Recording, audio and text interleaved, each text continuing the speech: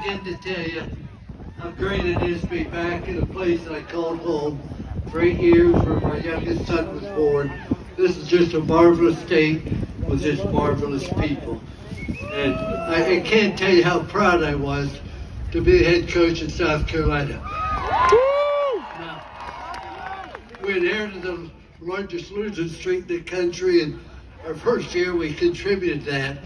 But we did leave number 12 in the country, win 2 bowl games, but we didn't get to where it needed to be. But see, life's a matter of choices. South Carolina hired a guy named Steve Spurrier to replace me, and he took it to the championship level that South Carolina truly deserves. See, no matter what happens to us in our life, it's because of choices we make. You look at your basketball coach for women's. Coach Staley's done a tremendous job. They made a choice to hire her, and she's right. She got the best team in the country. I think have a chance to win it all. Then you look at Coach Bierman. You look at all the different things that have happened in this state because of choices that each people in the state have made. Now, our arch rival, Clemson. Whoa.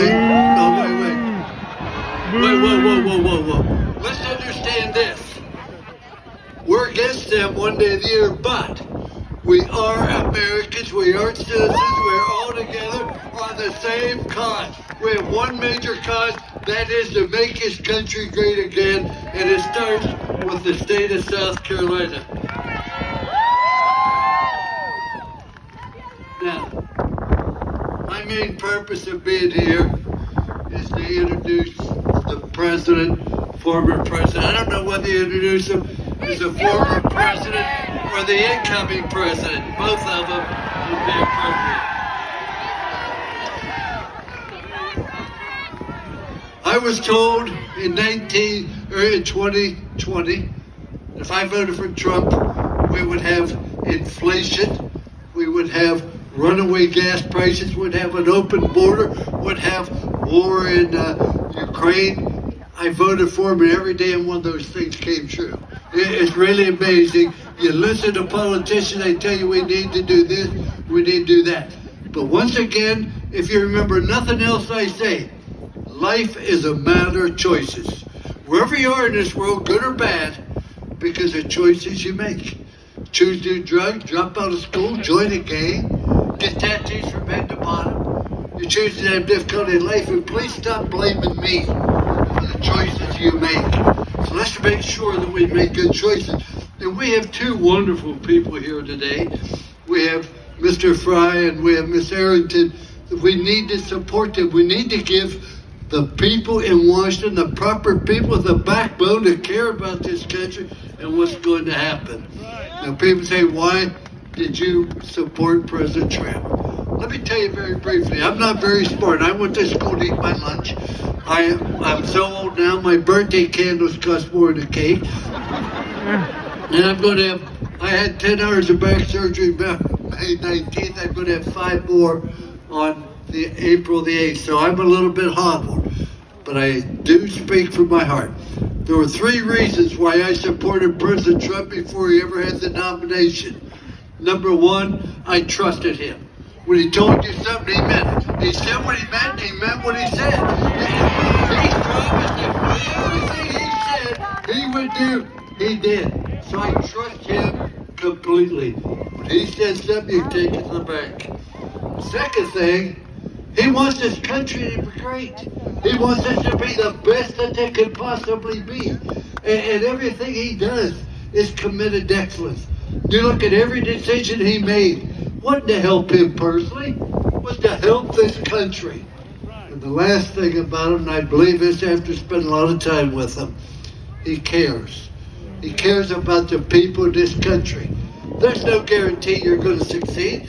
What the country does give the opportunity, though, is to have the opportunity to succeed. And I get ready to close with this thought. I was born during the Depression, ladies and gentlemen, not in the hospital, but in a home. I was brought into this world by Dr. Joyce. My father had a 3rd grade education. There was no welfare, no food stamps, no safety net. We had one bedroom for my sister, myself, and my two parents. We had a kitchen, a half bath. That half bath did not have a tub, a shower, or a sink. But I was born in this country with a silver spoon in my mouth because I was born in this country. Amen. And it isn't because we had not, although we always had plenty to eat, because every time I asked for seconds, my dad would say, hell no, you had plenty. But because of what I was taught, and I was taught if you make good choices, you care about other people, and work hard. Now we have an election coming up, and you're saying, what can I do?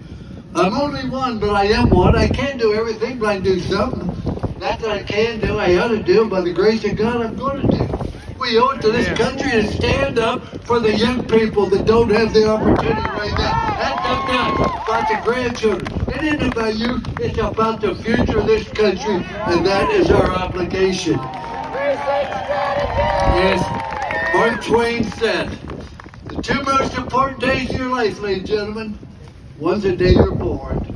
The other's the day you discover why you're born. You discover we're born to help other people and make this country great. Things work out the proper way. I'm proud once again to be back here.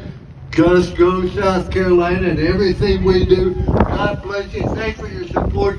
Thanks for your love. Thanks for your attention.